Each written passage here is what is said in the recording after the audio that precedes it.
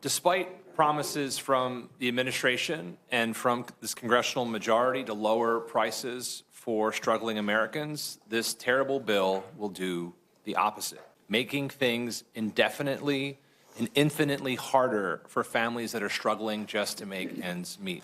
Just one awful and cruel example. $300 billion in SNAP cuts for 42 million households who rely on the program to put food on the table each and every day. 20,000 of those families live in my district. 80% of these households include a child, a senior, a disabled person, or a veteran. Let that sink in. As we've been discussing, the Senate just passed their version of the bill, one that expands work requirements for SNAP and shifts $64 billion of administrative costs to the states.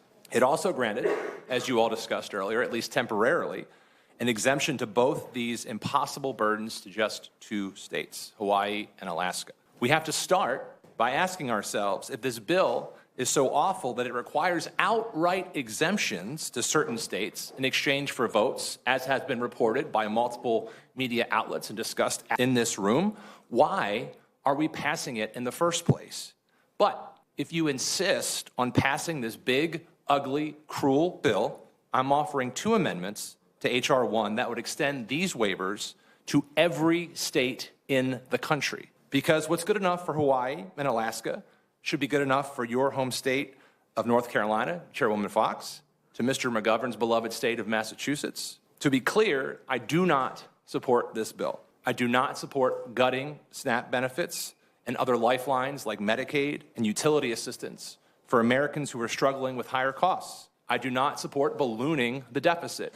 I do not support lining the pockets of billionaires. But fair is fair.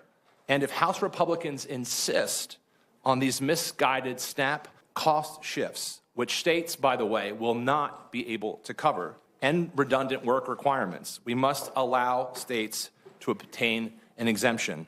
Not just two, not a few, all of them. Madam Chair, I came to Congress as a county executive and as a public school teacher.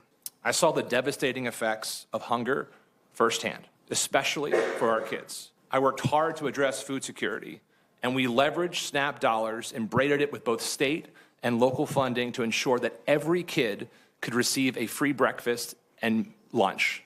No stigma, no judgment. We just fed hungry kids. In fact, I was at an event this morning at a library where we were offering summer meals to our young people because it's the right thing to do. And so with our community partners, we're making a huge difference. We're feeding our kids.